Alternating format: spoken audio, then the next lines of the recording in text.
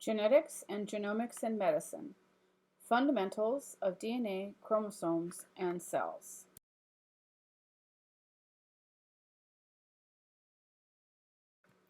Module 1, The Structure and Function of Nucleic Acids.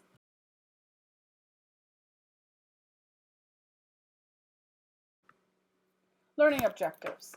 The learning objectives for this module are to fluently use the appropriate vocabulary to describe the structure of nucleic acids, to diagram and describe the structure of DNA and RNA molecules that are found in nature, to be able to articulate the organization of DNA in chromosomes, and finally to describe the role of the cell cycle and DNA replication in maintaining genomic stability.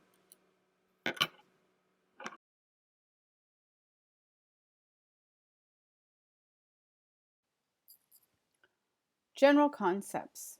Nucleic acids. Nucleic acids are the genetic material of cells and viruses, and these are made up of the fundamental molecules of DNA and RNA. DNA is the repository of genetic information that is passed on from parent to offspring. RNA is transcribed from DNA, as is stated in the central dogma of life, and RNA can be of several forms, that is mRNA, which is translated into protein, or in some cases there is actually a functional RNA molecule such as tRNA or ribosomal RNA. In addition, there are several other types of RNA that play important functional roles in the cell. Of particular importance in this course is the notion of mutation. Mutation is a change in the structure of a nucleic acid. In particular, a mutation is a change in the sequence of a nucleic acid, and this can have significant ramifications on the information that is passed on from the DNA. This slide shows in the upper right-hand corner a type of mutation that involves large changes, sometimes these are referred to as gross changes, in chromosomes. And these are of several varieties. Deletions, that is, large segments of DNA, can be removed from the chromosome due to cellular mechanisms. In addition, there can be duplications of particular regions of our genome, insertions, and that would be where DNA would be taken from one region and inserted into a chromosome, so from one chromosome to another. And then we also have translocations, and this would be where DNA is exchanged in a reciprocal way from one chromosome to another. One example of this is the Philadelphia chromosome translocation that occurs between two chromosomes and leads to leukemia. In the center of the slide, off to the right, is another type of mutation that can occur in the DNA sequence, and this is known as a point mutation. What you'll see here are the original or the wild type strand on the top and the point mutation on the bottom. And you can see that there's been a change here from the original sequence. In the original sequence, we have a T, and in the change sequence, we have a C. And then lastly, there are changes in the phenotype of the cell. That is, changes in the information conveyed by the DNA that are not changes due to change in sequence of the DNA itself, and rather these are known as epigenetic mechanisms. And epigenetic mechanisms are heritable alterations. So these can be passed on from one generation to the next, but they're not due to changes in DNA sequence. Rather, they are the result of events such as DNA methylation or histone modification. So our DNA, as we'll see in a moment, interacts with proteins in the nucleus, histone proteins, and if these histone proteins are modified, that can change the gene expression. So just to recap, we can have changes in the information that DNA encodes due to mutation, which is a change in the sequence of the nucleic acid. These can be single nucleotide changes or larger chromosomal level mutations. And a second way that we can change the information that's passed on is through epigenetic mechanisms. Now let's talk about a little terminology, make sure, because it's important we understand this going forward. The genome of an individual is the collective term for all the different DNA molecules within a cell or organisms. So in prokaryotes, simple unicellular organisms such as bacteria that lack organelles, the genome usually consists of just one type of circular double-stranded DNA molecule that can be quite large and has a small amount of protein attached to it. However, in eukaryotes, we have large protein DNA complexes that are referred to as chromosomes. And chromosomes have a variety of levels of structure, and the simplest unit of structure, as we'll see in a moment, is the nucleosome. So there are histone proteins, and our DNA is wound about these histone proteins, which results in a significant compaction of the DNA and allows this DNA to fit within the confines of the nucleus. And when we look at the simplest level of organization within the DNA itself, DNA is broken up into genes that are spread throughout each chromosome. So the genes themselves are divided amongst exons and introns. The exons are the actual regions of DNA sequence that code for a functional unit, such as a protein or RNA molecule. And then these are interrupted by regions of sequence known as introns. And these introns give a greater plasticity to what can be produced from that particular gene, because depending on how these introns are removed during the process of RNA splicing, one gene can give rise to more than one variant. So this is how we have different isoforms of a particular protein from a single gene, because we can switch in and out where the splicing will take place during RNA processing. So genome is a collective term for all the different DNA molecules. Our genome in the nucleus is compacted into chromosomes, and genes are the elements within the chromosomes that code for a functional product, such as a protein or functional RNA molecule. Now let's just think about it for a moment, and you may already know this answer.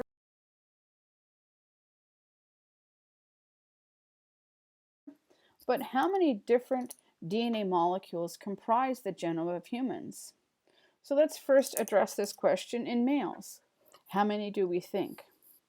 Well, the answer is actually there are 25 different DNA molecules. And why is this? Well, we have 23 pairs of chromosomes, we know that, 22 autosomes, and 2 sex chromosomes. So a male would have an X and a Y, and then the 22 autosomal chromosomes. But in addition to that, where does that 25th come from? Because 22 plus 2 adds up to 24. Let's consider females. Females have 24 different DNA molecules. How does this work? Well, a female is XX in terms of the sex chromosomes, and then we have the 22 autosomes. So how do we arrive at these numbers? It's because we have autosomal chromosomes. We have the sex chromosomes, which depending on male or female may be of one type or of two types in the case of a male.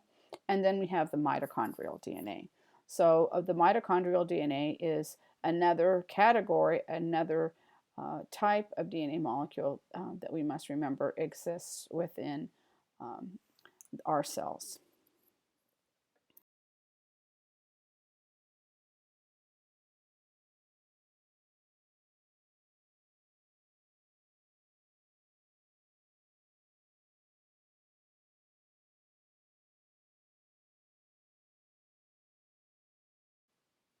Okay, let's take a look at the consequence of point mutations, and this does require a little bit more consideration since it is very important in our consideration of human genetics.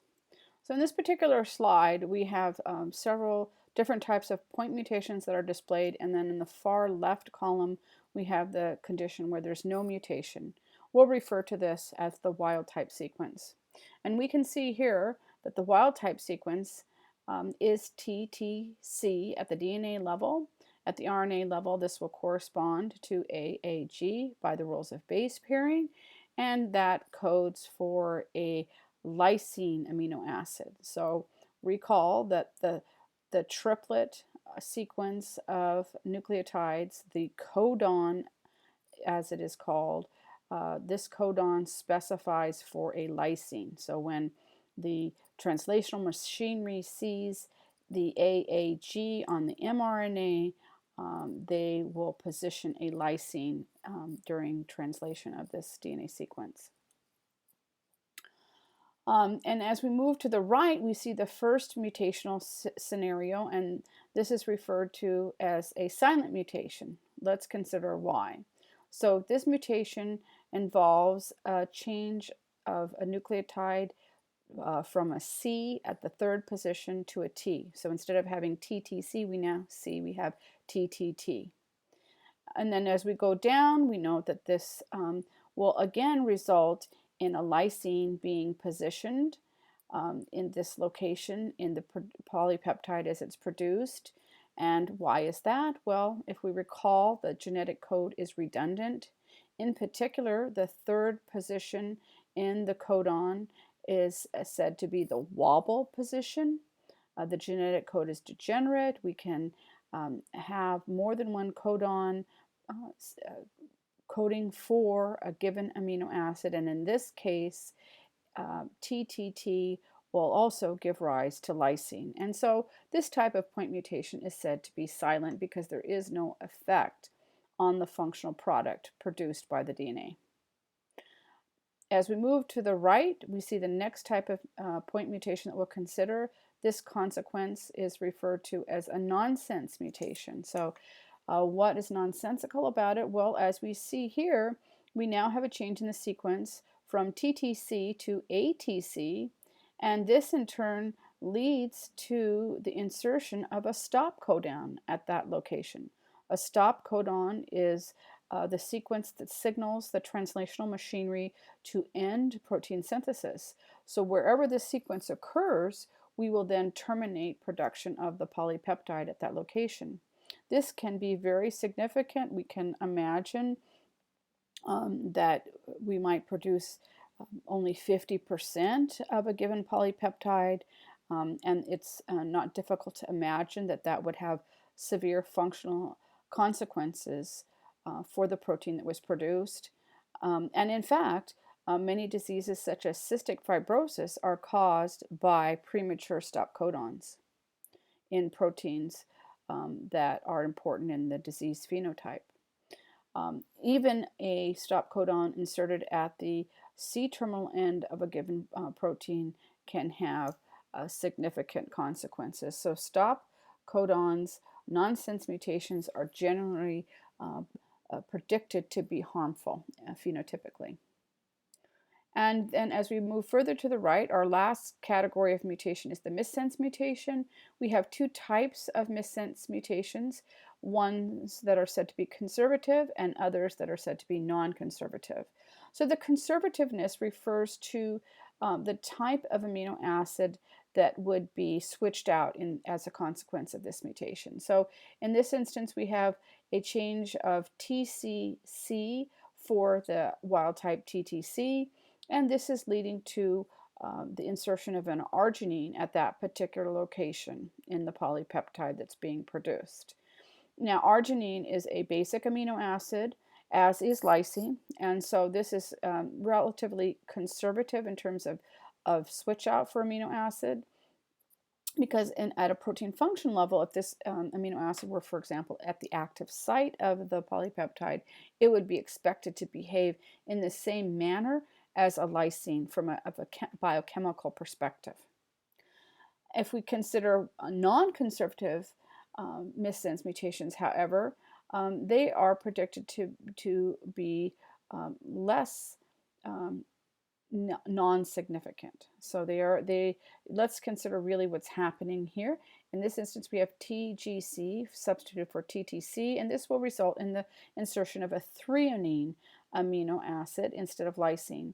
Now, threonine is a polar, uncharged amino acid. Its functional group on the side chain is a hydroxyl group. And although these are important types of side chains, they are chemically very different than a basic amino acid, as in the case of arginine. So arginine has a charged amino group as its side chain, whereas threonine has a polar uncharged hydroxyl group. So this is thought to be significant and could be predicted to have a negative functional consequences as the result of this mutation.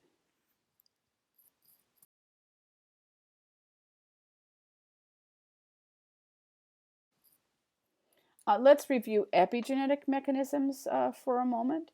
Epigenetic mechanisms, as we mentioned earlier, are heritable alterations that are not due to changes in the DNA sequence in the way that we were considering in our previous slide. And these include alterations in the DNA such as methylation or modifications of the histone proteins that make up the chromatin. So if you take a look at this image here, you'll see how the purple DNA is wound about these blue spheres, and the blue spheres represent the histone proteins. And the histone proteins, as you'll see, have little tails that are projecting outwards, and these tails are actually the polypeptide chain. So there can be modifications such as acetylation or other functional groups that get attached that alter the compaction of the DNA, change the accessibility of the DNA that's wound around these histones. In addition, you can see that methylation is another way, as we said, that the methylation actually of the DNA itself that can alter the accessibility of the DNA in terms of it being wound about the nucleosome histone core. And so really one needs to think in terms of function, anything that's going to alter the accessibility of the DNA, because when it's actively being transcribed, the DNA is not tightly wound around the histone. So there's some relaxation that occurs that enables the transcriptional machinery to access the DNA.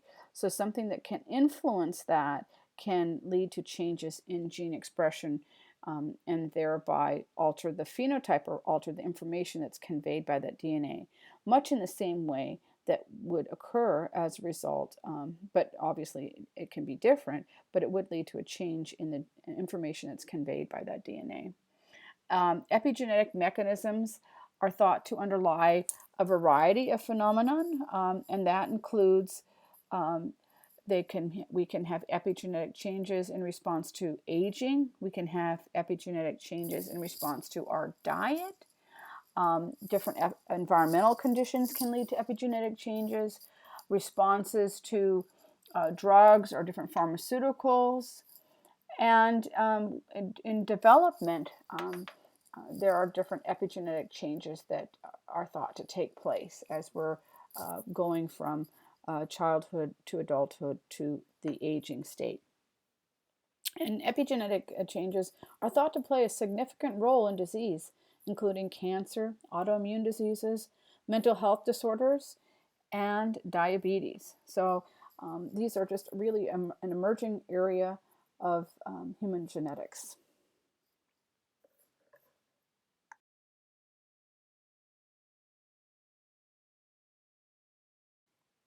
Now let's consider the structure of DNA, and we'll start with the structure of sugars that are found in DNA and RNA. So, as you recall, in DNA we have the sugar deoxyribose, whereas in RNA we have the sugar ribose. Both of these sugars are 5 carbon atoms in length, and they're labeled 1' to 5'. And these two sugars are very closely related to each other. The only difference is that there is a hydroxyl group at the carbon 2 position of the ribose is replaced by a hydrogen atom in deoxyribose.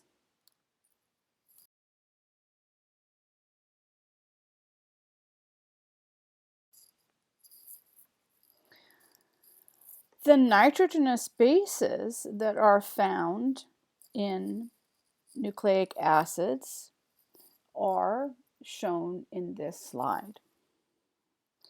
Adenine and guanine are purines with two interlocking rings based on nitrogen and carbon atoms. Cytosine, thymine are pyrimidines with a single ring. Adenine, cytosine, and guanine are found both in DNA and RNA, but the fourth base, thymine, is found in DNA and it is replaced by uracil in RNA. Thymine and uracil are closely related bases. Carbon atom 5 in thymine has an attached methyl group, but in uracil, the methyl group is replaced by a hydrogen atom.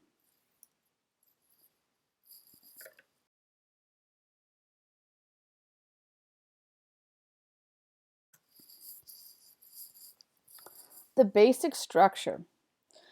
The basic structure of DNA is a repeating polymer of nucleotides that consist of a sugar with an attached base and phosphate. The sugar-phosphate backbone is asymmetrical because the phosphate groups connect with a carbon at the 5' end and a sugar with a carbon 3 hydroxyl group on the 3' end. This results in an asymmetric end, a 5' end where the carbon is attached to a phosphate group, and a 3' end where the carbon is attached to a hydroxyl group. So this is important to recall that we have an end that we refer to in genetic nomenclature as the 5' end of the DNA, and that's where we expect to see the phosphate group, and a 3' end where we expect to see the hydroxyl group. And it has a lot of implications, not only in terms of the DNA replication process, but also in many laboratory-based techniques, such as the polymerase chain reaction. So for simplicity here, we're just showing the single-stranded DNA structure, and in a moment we will show you the base pairing. In double-stranded DNA, the two strands run anti-parallel. That is that you have one strand running 5 to 3 and the opposite strand runs 3 to 5.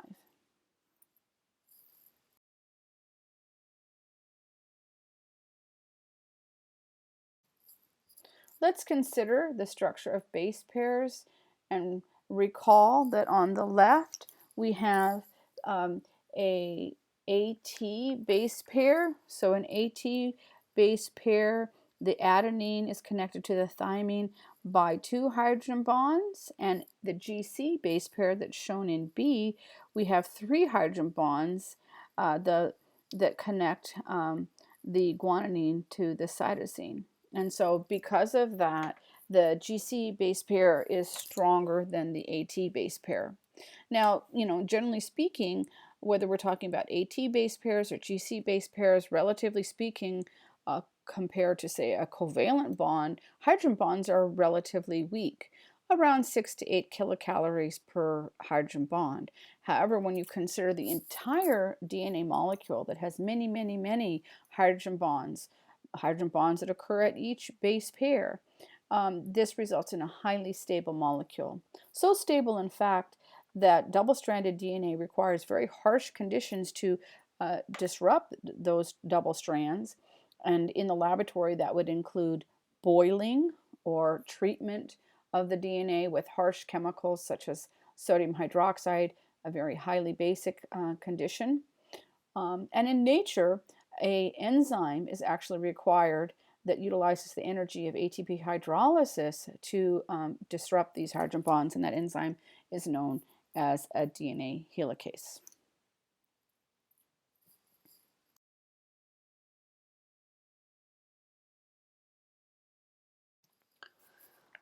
DNA replication. So DNA replication, the parental DNA duplex consists of two complementary DNA strands that unwind and serve as templates for the synthesis of new complementary DNA strands. So in this way, DNA replication is said to be semi-conservative because each newly produced daughter strand is made up of one parental strand and one newly synthesized strand. It is important to note that because DNA replication is semi-conservative, the integrity of the parental strand is very important because it's being used as the template or frame of reference for the DNA replication machinery to instruct the enzymes as to which nucleotides should be inserted in the growing DNA strand.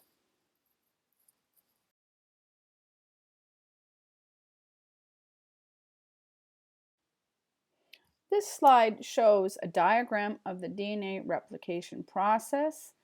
And let's just dissect this figure for a moment. On the leftmost side, we see that we have to have, if we're considering the replication process as a whole, we refer to that as the movement of the replication fork. So the region of our DNA where DNA replication is actively occurring is referred to as the replication fork.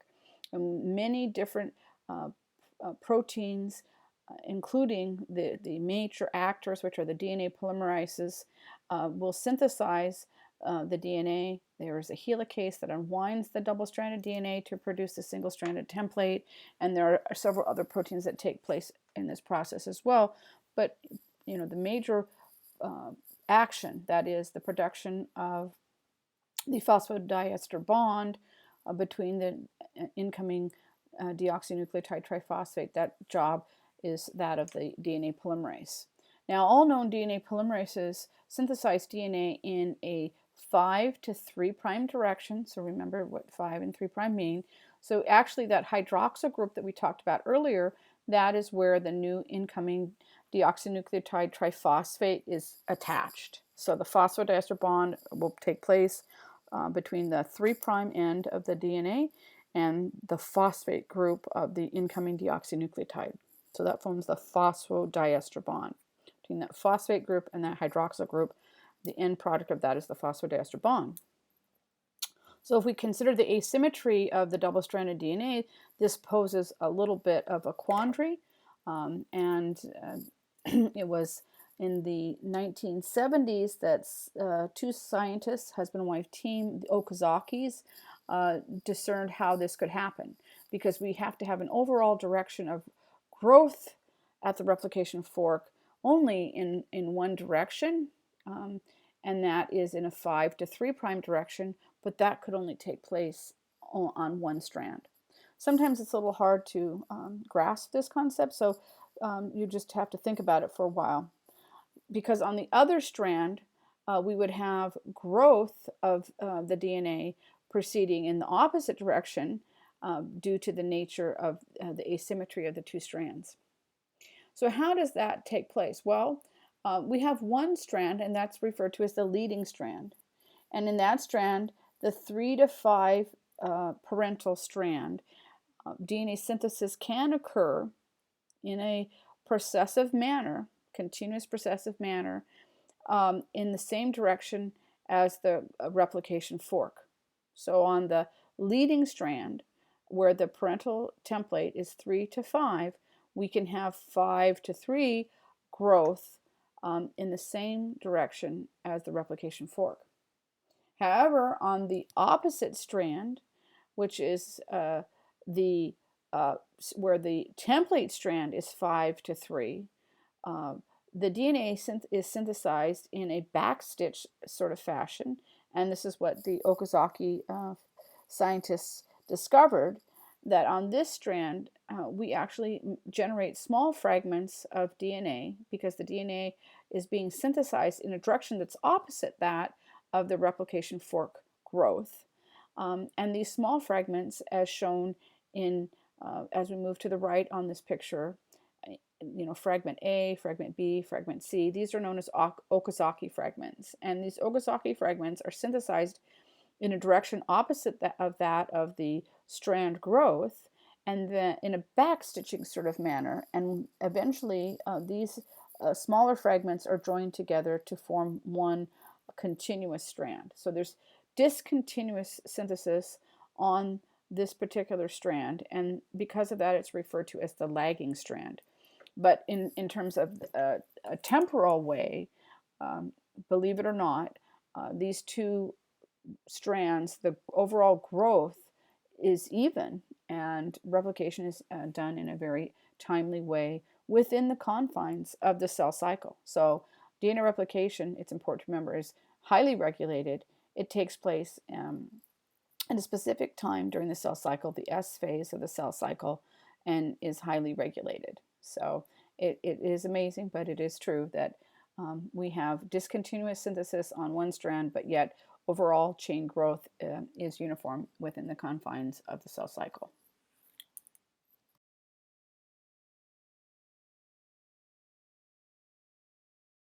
So let's talk a little bit about the DNA polymerases.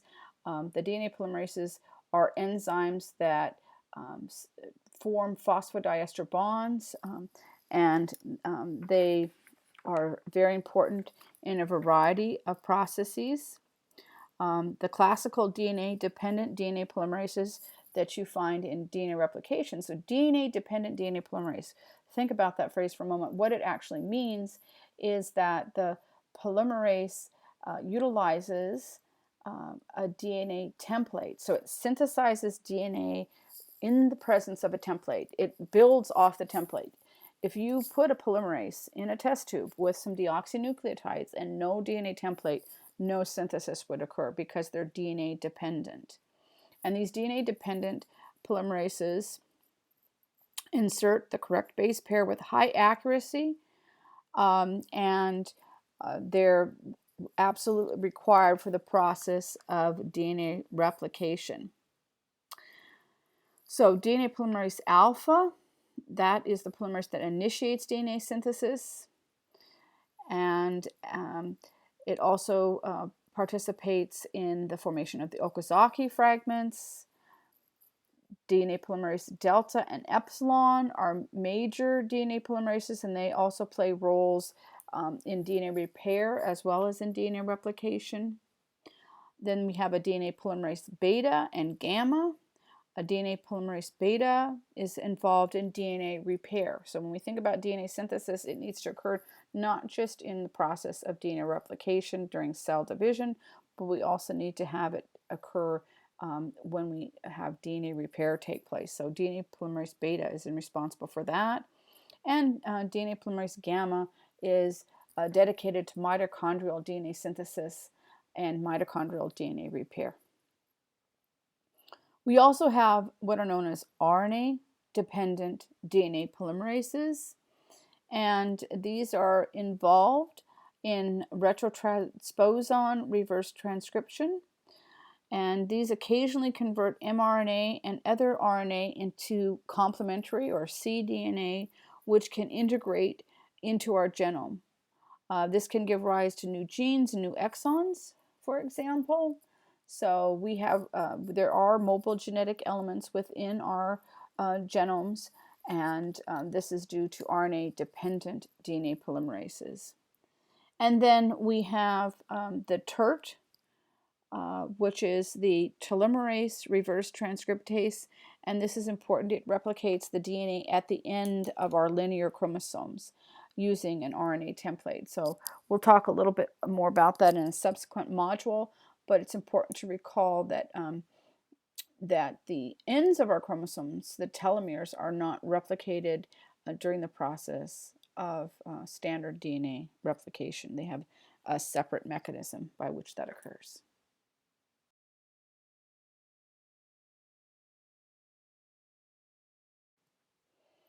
So our last slide that we're going to consider for this module is the process of transcription. So transcription is the culmination, the expression of the genes. And so when we think about RNA, we have coding RNA. And coding RNA, in this class of RNA, it contains a coding sequence that's used to direct the synthesis of a protein or a polypeptide. And that takes place in the process of translation. And this type of RNA has typically been referred to as messenger RNA because it conveys the genetic information needed to be decoded by the protein synthesis machinery. We also have functional RNA, so non-coding RNA and all other mature functional RNAs fall into this category, and hence the RNAs, not the proteins, are the functional endpoints of the gene expression. So that would include things like tRNA, ribosomal RNA. So transcription results in the synthesis of an RNA transcript in the 5' to 3' direction. So in this case, there is an enzyme that carries out this process, and instead of it being a DNA polymerase, it is an RNA polymerase. And the nucleotide sequence of the primary RNA transcript is complementary in a base pairing sense of the word to that of the template strand, and so is identical to that of the sense strand, except that the U replaces the T. So the sense strand is the strand that's being used as the template for transcription. And the strand which is designated as the sense strand may vary from gene to gene. So it isn't always the same strand in the double-stranded DNA. So from gene to gene, which strand is designated as the sense strand can vary. And this concludes Module 1.